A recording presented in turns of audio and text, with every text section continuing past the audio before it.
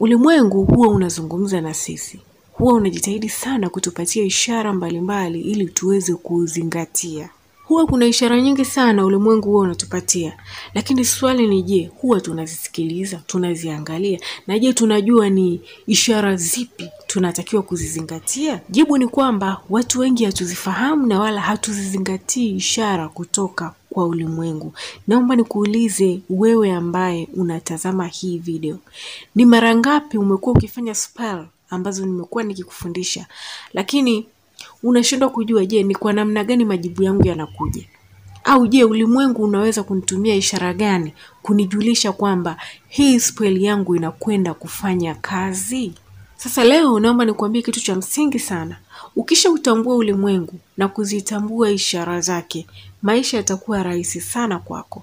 Hautakuwa njia panda tena, na wala hautakuwa na maswali tena kwamba jambo hili linakuwa kwa vipi, au je nitajua vipi kama hapa nipo sahihi au sipo sahihi.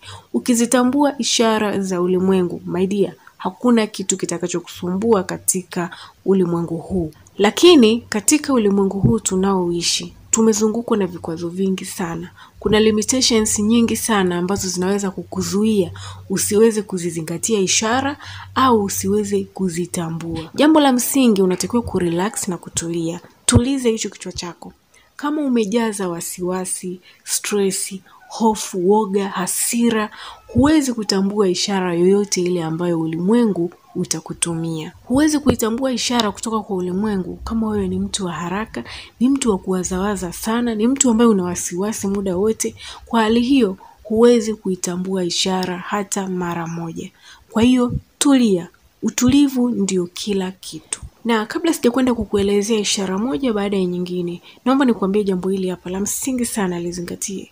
Ulimwengu huwa unatoa ishara kwa namna ambayo ni rahisi na namna ya kawaida kabisa katika maisha ambayo tunaishi. Usije ukafikiria kwamba ishara kutoka kwa ulimwengu utaona labda maajabu au miujiza fulani kutoka angani. Hapana. Ishara huwa zinakuja katika namna halisia na namna rahisi sana. Na kila ishara huwa inakuja kama message ambayo inakuhusu wewe tu na kwa wakati huo tu. Hii inamaanisha kwamba unaweza ukaletewa ishara ukiwa unaoga, ukiwa unaosha vyombo, ukiwa unabishana na wenzio, ukiwa kwenye foleni barabarani, au hata ukiwa unakula. Popote pale ulimwengu unaweza kukuletea ishara kulingana na hali yako kwa muda huo. Jambo la msingi, unatakiwa ufungue moyo wako na akili yako ili uwe tayari kupokea hizi ishara kutoka kwa ulimwengu.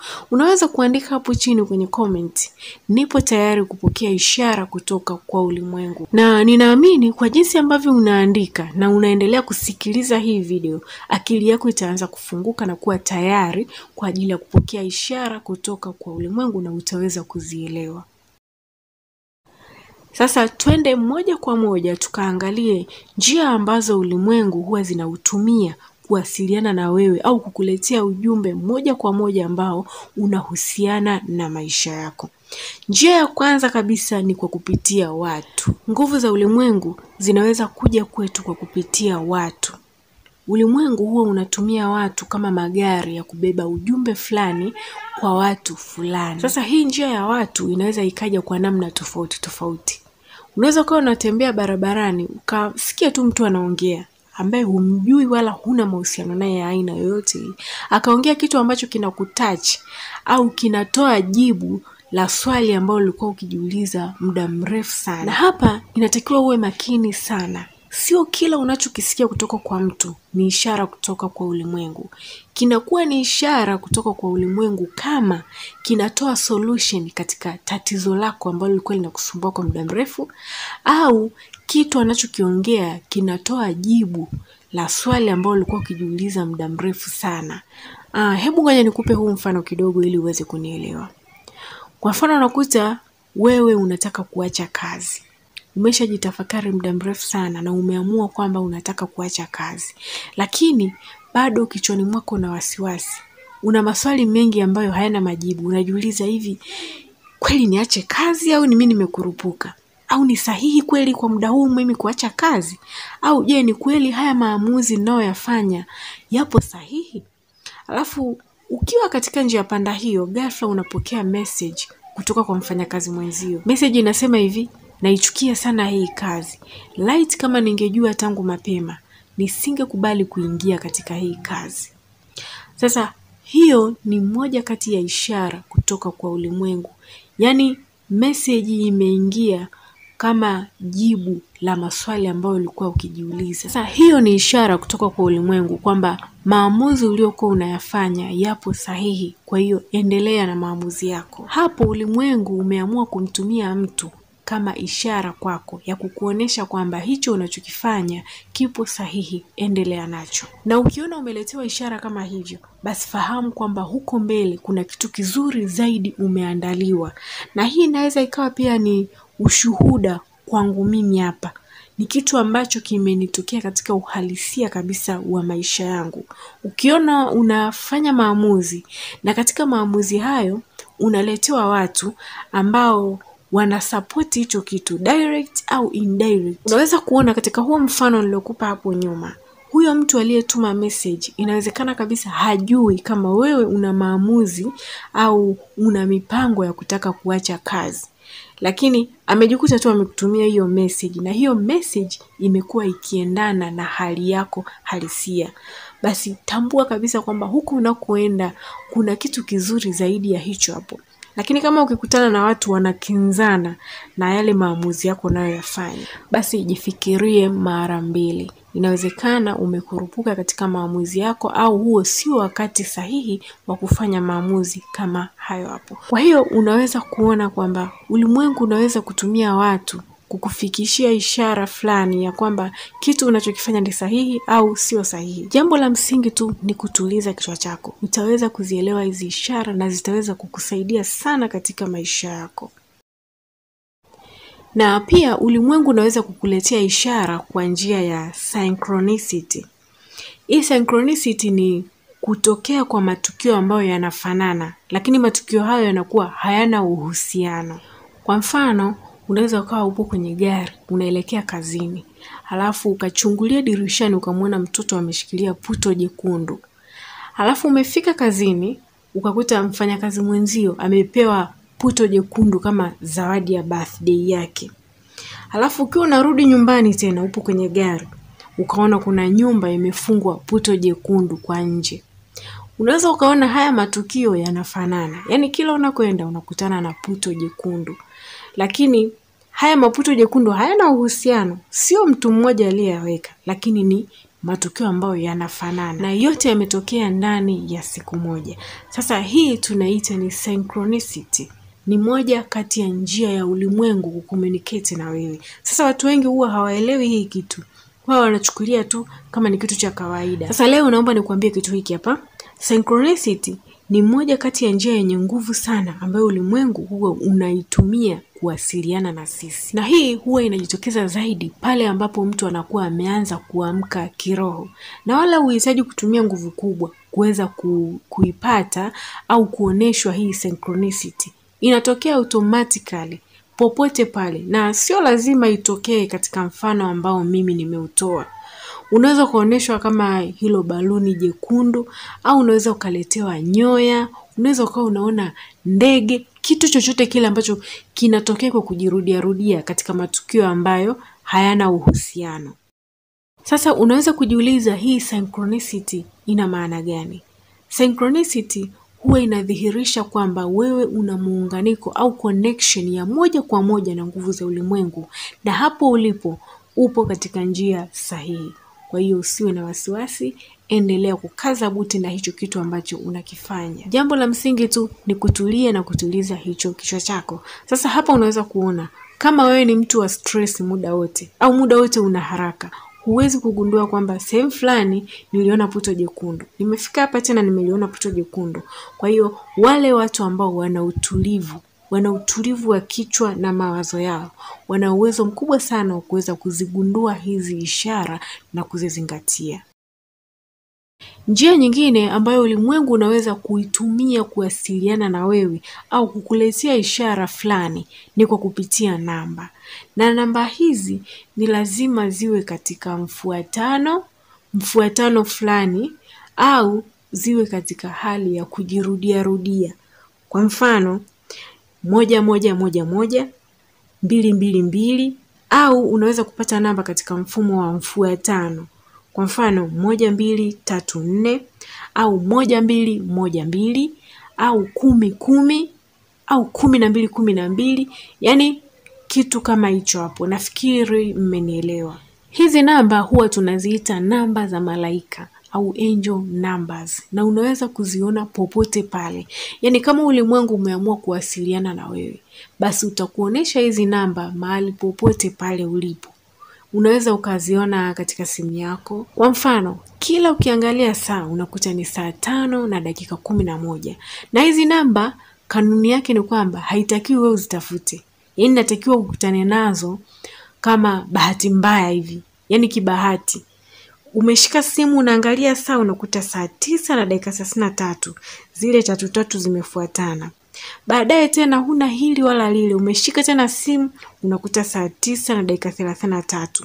Au unaingia YouTube unakutana na video ambayo ina urefu wa dakika 3 na sekunde 33. Na pia unaweza ukakutana na hizi namba sehemu yoyote ile, ukiwa unatembea barabarani, kwenye mabango, kwenye namba za magari, kwenye magazeti, kwenye vitabu, yani popote pale. Sasa huwa ipo hivi, kama utakuwa unaziona hizi namba nyingi za kujirudia rudia, kwa mfano ukawa unaona 555, 111 ndani ya siku au kwa kipindi fulani, unakuta kwa mwezi mzima unakuwa unaona hizo namba zinazojirudia rudia ambazo ni tofauti. Hiyo ni ishara ya kwamba upo katika njia sahihi. Ulimwengu unakutumia ishara ya kwamba hapo ulipo upo katika njia sahihi. Lakini kama utakuwa unaona namba fulani, specific number, kwa mfano namba 1111, hiyo tu inakuwa inajirudia. Kila ukiangalia saa unakutana na namba hiyo. Ukikwangua vocha unakutana na namba hizo zimeongozana. Ukitembea barabarani unakutana nazo. Sasa hapo inatakiwa uende katika maana maalum inayohusiana na hiyo namba. Kila namba huwa imebeba ujumbe fulani katika maisha yako. Hili somo la namba za malaika nilishalitoa na nilishadadavua sana kila namba ina maana gani.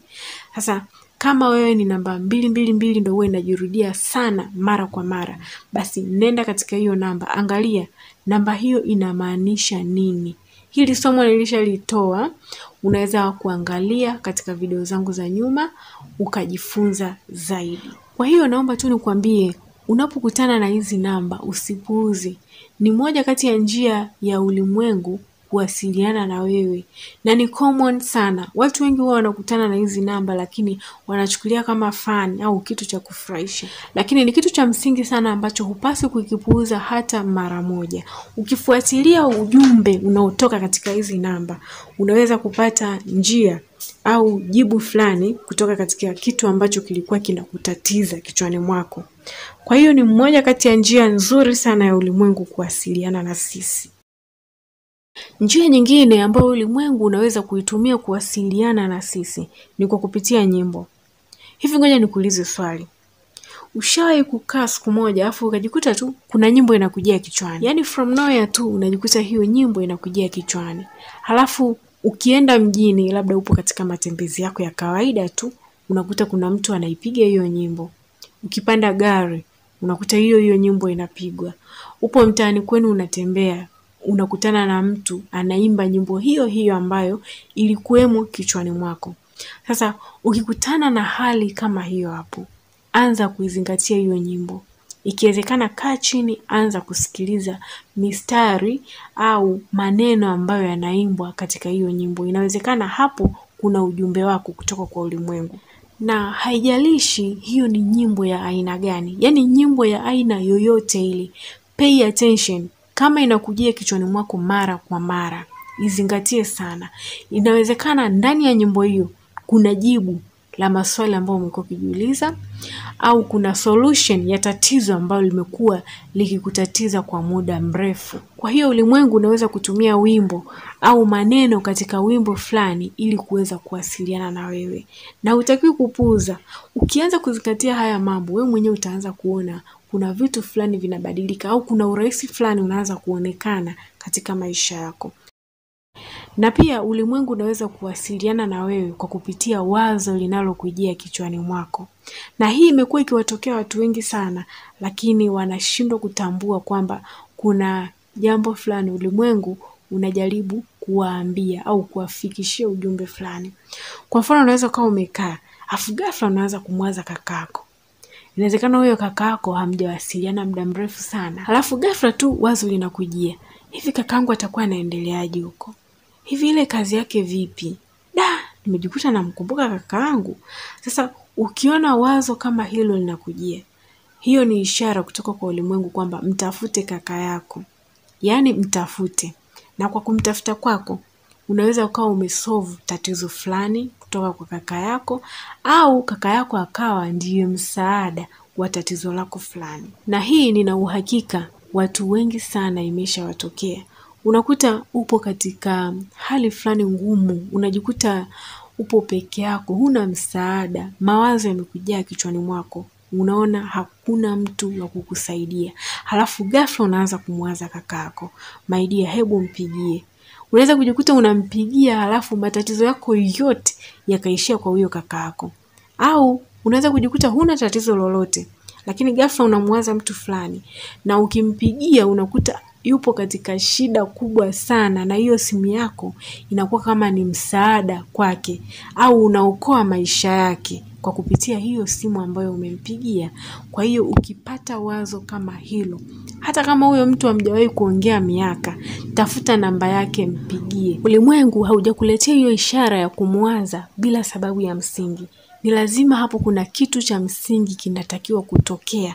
Sasa ulimwengu unajaribu kufanya jitihada zake kukuletea hiyo ishara ya angalau kumleta huyo mtu akilini mwako, ili wewe uweze kufanya action fulani. Na pia ulimwengu unaweza kuwasiliana na sisi kwa kupitia ndoto. Naomba nikwambie kitu hiki hapa.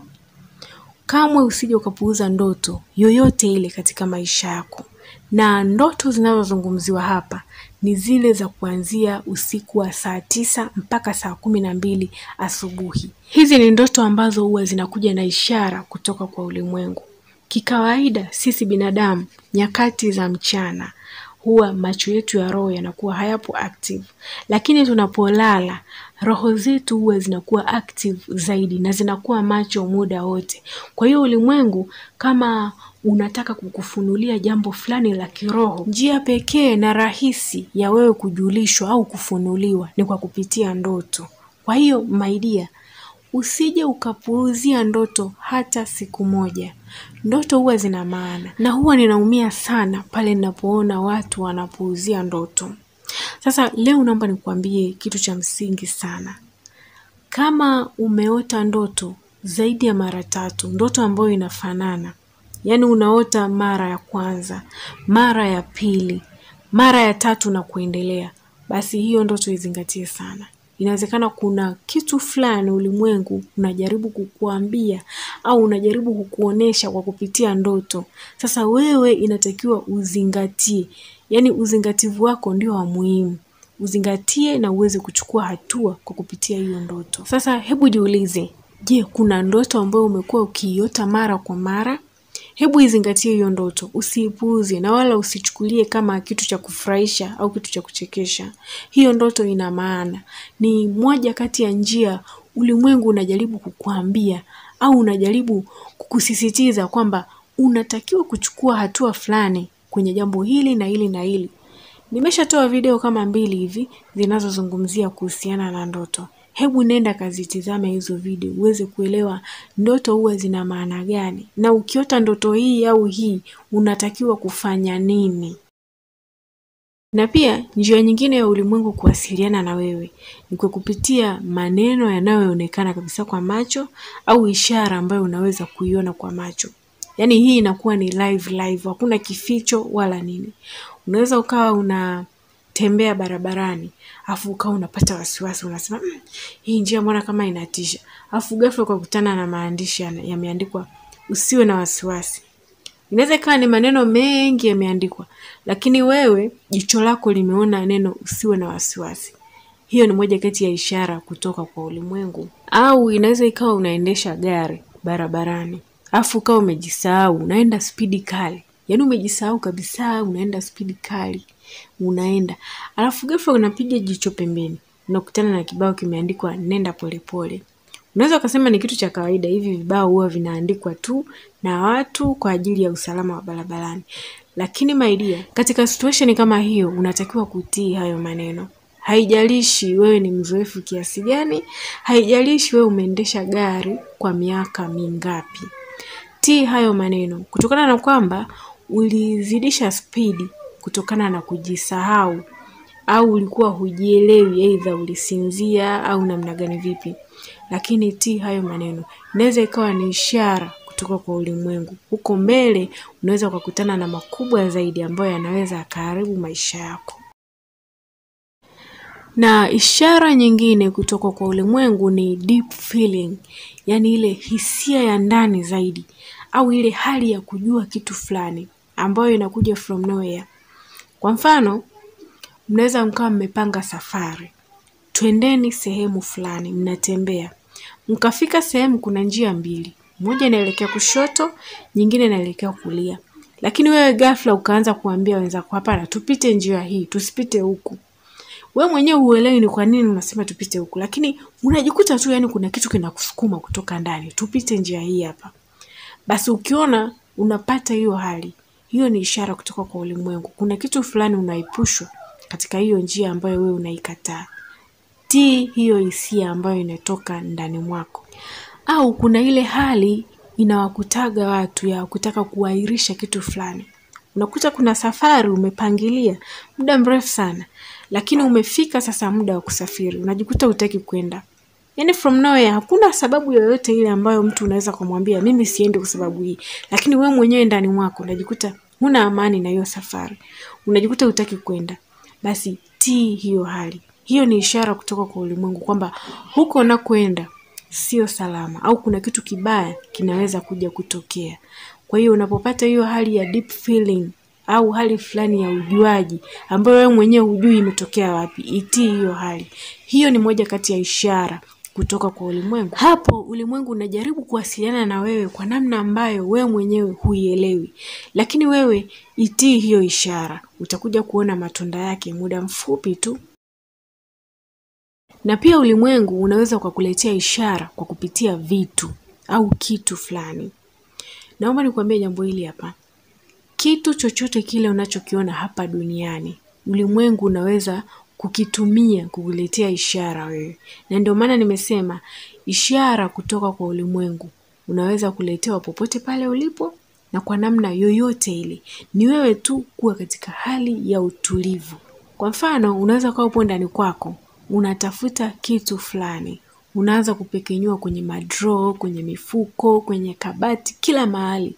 Alafu ukiwa katikati ya kutafuta inadondoka picha ya rafiki yako wa zamani sana ambaye hamjawahi kuwasiliana muda mrefu. Sasa hiyo ni moja kati ya ishara ya kwamba unatakiwa kumtafuta huyo rafiki yako. Hiyo picha haijadondoka hapo kwa bahati mbaya.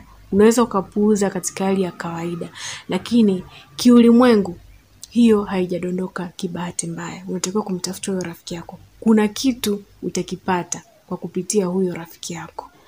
Au situation nyingine inaweza ikawa hivi. Upo katika mpango wa kutaka kuchukua mkopo sehemu fulani.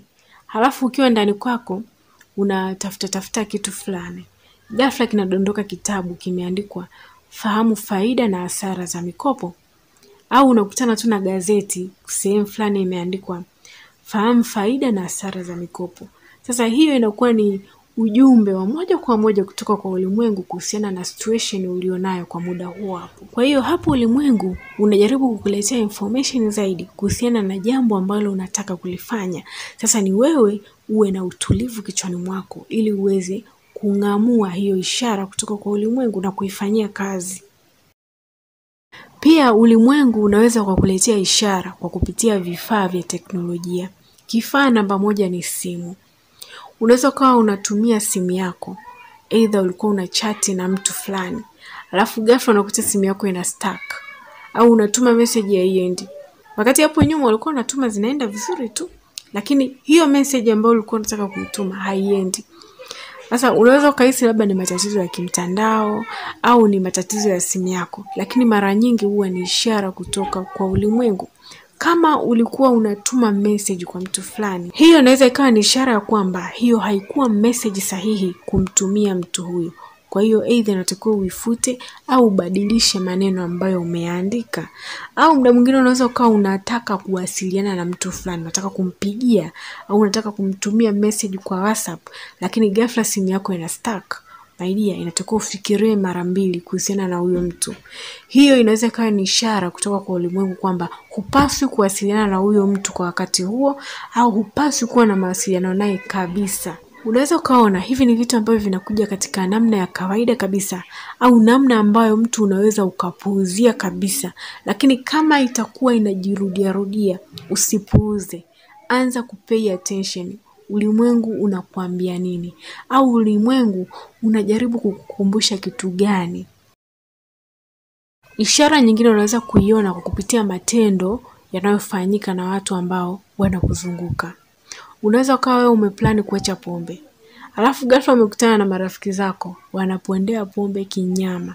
Leo unakuta mtu anasema, yaani mimi pombe jamani, give up, sinywi tena pombe. Unaenda tena kilabuni unakutana na mtu anapondea pombe, yaani pombe hii imesababisha mimi nimefukuzwa kazi, yaani pombe mimi siitaki tena. Sasa hiyo ni moja kati ya ishara kutoka kwa ulimwengu kwamba acha pombe.